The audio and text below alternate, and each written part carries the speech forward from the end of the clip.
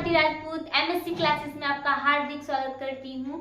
फिर एक बार हिंदी को लेकर हम पढ़ेंगे पुनर्जागरण काल, जिसे हम भारतीय युग भी कहते हैं। भारतीय युग को हम पुनर्जागरण काल के नाम से भी जानते हैं, तो हम पढ़ेंगे भारतीय युग,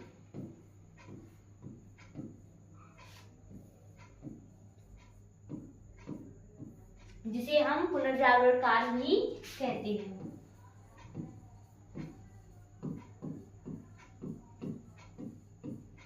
पुनर्जागरण काल जिसकी समय सीमा है सन 1868 से लेकर 1900 ईस्वी। इसे कुछ विद्वान 1850 से 1900 भी मानते हैं। जिसकी समय सीमा है सन 1868 से 1900 ईस्वी। अब हम भारतीय युग के कुछ प्रमुख तथ्य के बारे में जानेंगे, जो कि इस प्रकार हैं। देखें, पहला तथ्य है हमारा कि भारतीय युग को हम हिंदी गद्य का सर्वप्रथम युग कहते हैं। भारतीय युग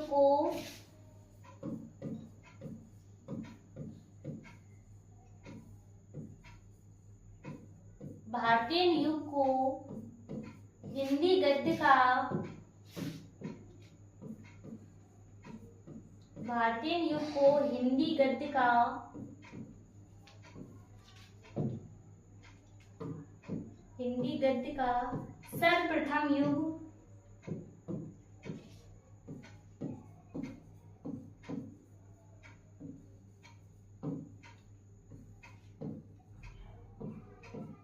सर्वप्रथम युग कहा जाता है।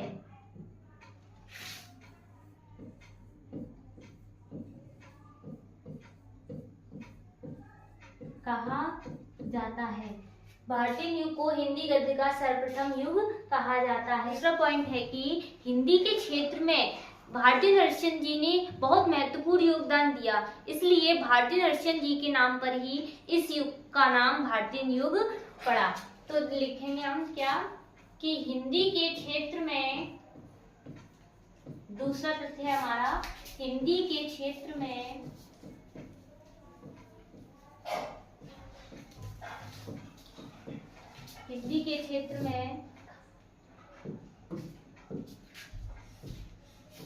भारतीय नरसिंह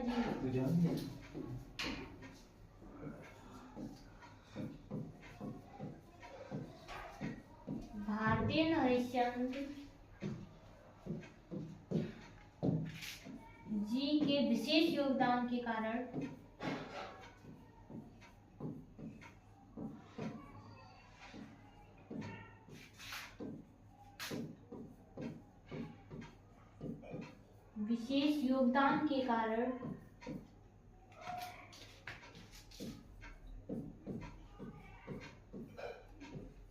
इस युग को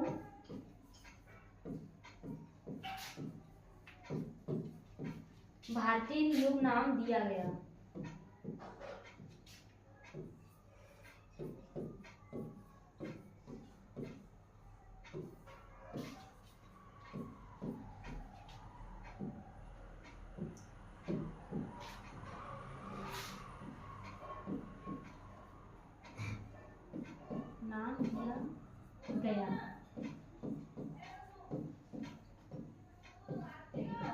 अगला हमारा पॉइंट रहेगा कि भारतीय नरसिंह जी को हिंदी गद्य का जनक या पितामह कहा जाता है।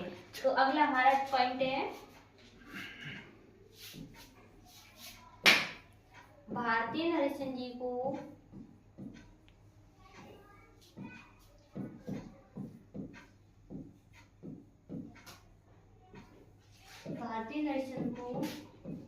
हिंदी गद्य का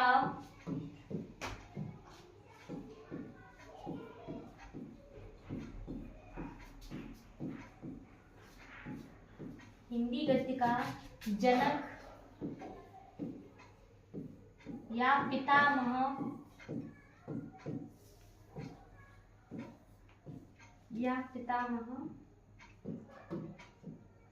कहा जाता है।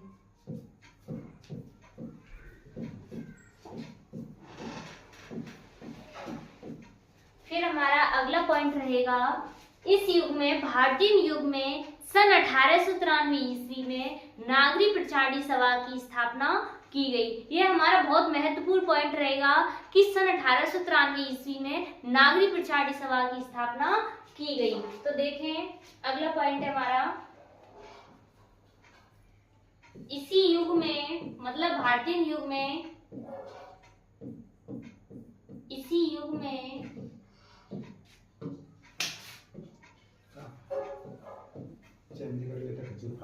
सन 1893 ईस्वी में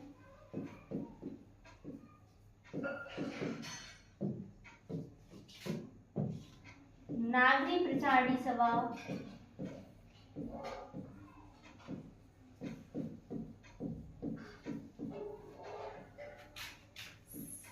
की स्थापना की गई।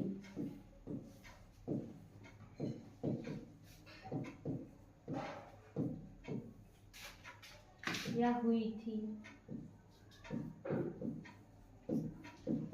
हमारा क्या पॉइंट था, इसी युग में सन 1893 ईस्वी में नागरी प्रचारणी सभा की स्थापना हुई थी। तो देखें हमारा पहला पॉइंट रहा था कि भारतीय युग को हिंदी गद्य का सर्वप्रथम युग कहा जाता है। यह हमारे आधुनिक काल, जो कि हमारी संवत 1900 चल रही है, जो हमारा ये काल चल रहा है आधुनिक काल, उसके विभाजन किया था। उसका पहला पॉइंट है हमारा भारतीय युग, फिर हमारा द्विवेदी युग रहेगा, फिर हमारा छायावादी युग है, फिर अगली प्रगतिवादी और प्रयोगवादी धाराएं रहेंगी। तो हमारा पहला है हमारा भारतीय युग, जिसे हम पुनर्जागरण काल के नाम से जानते हैं, जिसकी समय सीमा है सन 1868 से लेकर 1900 ईस्वी। तो हमारा पहला पॉइंट रहेगा हमारा भारतीय युग को हिंदी गद्य, मतलब हिंदी गद्य, गद्य काल हमारा आधुनिक काल है, उसे हम गद्य काल कहते हैं। तो गद्य काल का जो प्रथम युग है हमारा, वो हमारा कौन सा है, भारतीय युग। इसे हम हिंदी गद्य का सर्वप्रथम युग भी कहते हैं या कहा जाता है। फिर हमारा दूसरा पॉइंट है, हिंदी के क्षेत्र में भारतीय हरिश्चंद्र जी के विशेष योगदान के कारण इस युग को भारतीय युग नाम दिया गया। मतलब कि भारतीय हरिश्चंद्र जी ने रचनाएं की, बहुत अत्यधिक मतलब रचनाएं की, और इनका विशेष योगदान रहा इस युग में, इसलिए इनके ही नाम पर, भारतीय हरिश्चंद्र जी के नाम पर ही इस युग को नाम दिया गया भारतीय युग।